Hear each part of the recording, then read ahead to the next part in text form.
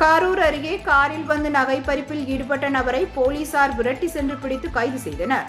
கரூர் மாவட்டம் காந்தி கிராமம் பகுதியில் போக்குவரத்து போலீசார் வழக்கம் போல் வாகன சோதனையில் ஈடுபட்டிருந்தனர். அப்பொழுது சந்தேகத்திற்கிடமாக அதிவேகமாக வந்த கார் ஒன்றை போலீசார் தடுத்தபோது அந்த கார் நிற்காமல் அதிவேகமாக சென்றது.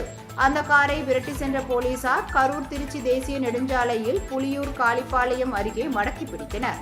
காரில் இருந்தவரிடம் போலீசார் விசாரித்த போது முன்னுக்கு பின் முரணாக பேசியதால் அவரை பசுபதிபாளையம் காவல் நிலையத்தில் ஒப்படைத்தனர். அவரிடம் போலீசார் நடத்திய தீவிர விசாரணையில் திருச்சி மாவட்டம் பெரியமிளகுபாறை பகுதியை சேர்ந்த வெங்கடராமன் என்பதும், நாமக்கல் மாவட்டம் மோகனூர் அருகே வளையம்பட்டி பகுதியில் நகை பறிப்பதில் ஈடுபட்டதும் அங்கிருந்து தப்பி வாங்கல் வழியாக கரூர் வந்து திருச்சி நோக்கி சென்று கொண்டிருந்ததாகவும் தெரிவித்தார். இதையடுத்து அந்த நபரை போலீசார் கைது செய்து மோகனூர் காவல்துறையினரிடம் ஒப்படைத்தனர். காரில் சென்று நகை பறிப்பில் ஈடுபட்ட வெங்கடராமனின் தாய் சிறை காவலராக பணியாற்றி வருவது குறிப்பிடத்தக்கது.